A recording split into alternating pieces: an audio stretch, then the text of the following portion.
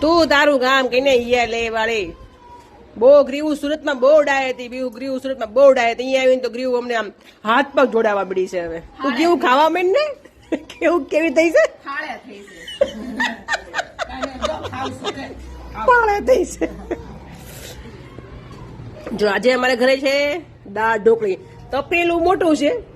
એની અંદર દાળ ઢોકળી તળિયે દેખાય છે તળિયું દેખાય કેવું છે કેમ કે અહીંયા તપેલું છે આની સાઈઝ નું મળતું નતું તપેલું જે મોટું હતું ને એમાં કરી નાખ્યું કે તપેલાની સાઈઝ જે અવેલેબલ હોય ને એમાં સેટિંગ કરવાનું હોય હજી પ્રોપર બધા તપેલાનું તપેલું બધું પડ્યું ન હોય અહીંયા સુરતની જેમ સેટિંગ જુગાડ હાલતું હોય છે એ જો દાદા દાદા દાદા દાદા એવા મૈન ખાવા ફટાફટ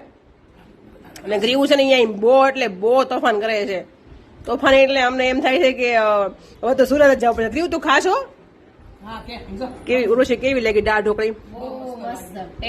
હે ને અને સાથે સાથે ઠંડી ઠંડી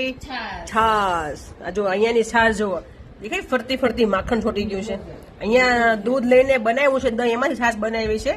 પણ તોય તે મસ્ત છાશ બને અને આપણે અહીંયા ઘરે ગામડે સોરી સુરતમાં દૂધ લઈને બનાવીએ ને તો આટલી સરસ છાશ ન બને તો આજે છે એકદમ મસ્ત યમ્મી મસાલાવાળી છાશ અને છે આ જો મસ્ત દાળ ઢોકળી જો આ ઘરની દાળની સોરી ગામડાની તુવેર દાળની બનાવી છે આ દાળ ઢોકળી એટલી મસ્ત યમ્મી ટેસ્ટી બહુ જ છે અને આ અમારો છાશનો મસાલો એકદમ યમ્મી ચલો ગ્રીવું ટાટા આમાં ગ્રીવું મોડા દાળ ભાત ખાય છે ગ્રીવ ટાટા અમે લોકો છે ને દાળ ઢોકળી સાથે ભાત ખાઈએ એટલે અમારે